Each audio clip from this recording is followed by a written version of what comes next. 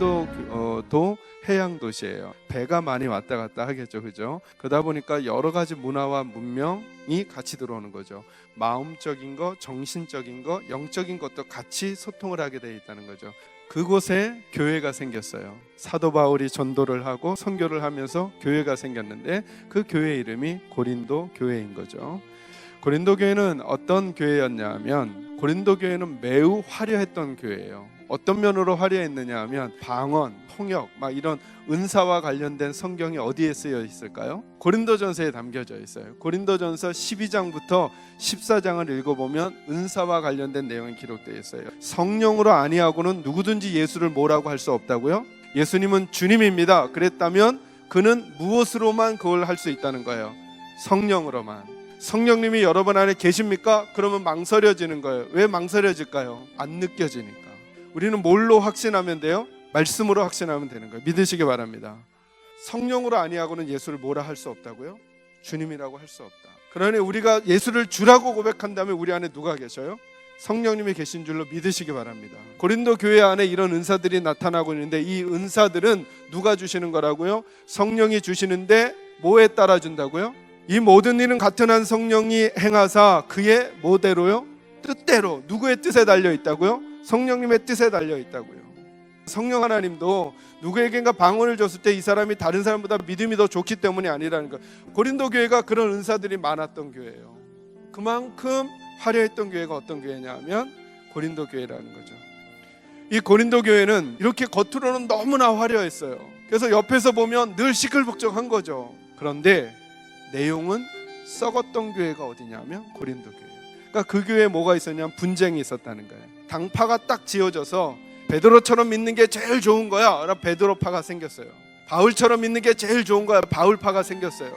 아볼로처럼 믿는 게 제일 좋은 거야. 아볼로파가 생겼어요. 예수님, 그리스도파 막 생긴 거예요.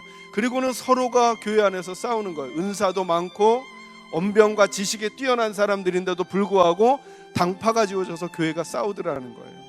그 고린도 교회에서 들려오는 소식이 뭐냐 하면 그 고린도 교회에 있는 사람들, 은사가 많고 막 이랬던 교회 사람들 중에 어떤 일이 있냐면 음행이 있다는 거예요.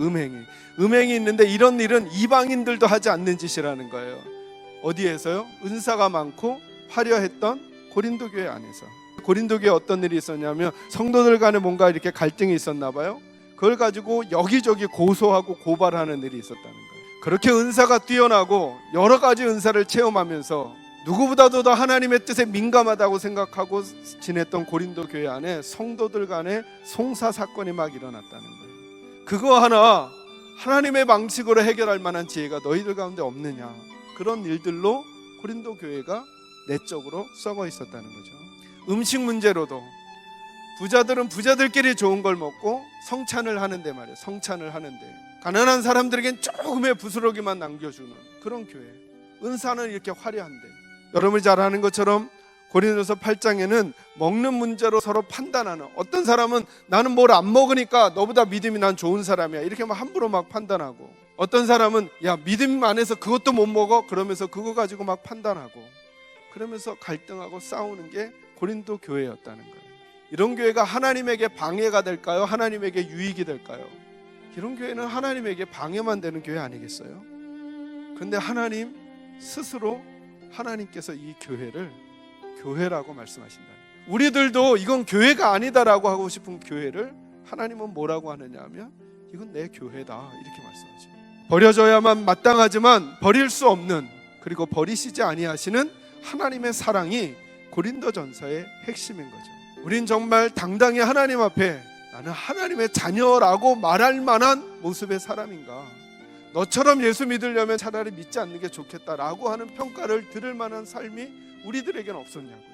고린도전서는 하나님의 교회라고 일컬음받기에 합당하지 않고 마땅히 버려져야 하고 하나님의 교회가 아닌 것으로 취급하는 게 차라리 나을 그런 고린도 교회를 너희는 여전히 내 교회야 라고 말씀하시는 하나님의 사랑이 핵심이라면, 고린도전서 13장의 사랑은 우리가 어떻게 사랑해야 될까에 대한 규범이기 전에 우리를 사랑하시는 하나님의 마음이 거기 담겨져 있는 거죠. 하나님이 우리를 오래 참으신다는 거예요. 우리 사랑하는 계산제일교 식구들이 여전히 우리가 성도인 이유, 여전히 우리가 하나님 앞에 하나님의 자녀로 일컬음을 받는 이유, 그 이유가 우리에게 있는 게 아니라 하나님 아버지께 있다는 사실을 꼭 기억하시고, 오늘 나의 모습과 나의 높고 낮음에 따라 내 존재를 규정하고 살지 마시고, 다시 나는 하나님으로부터 하나님의 백성이라 일컬음을 받는 사람임을 확신하시면서 그 하나님의 사랑에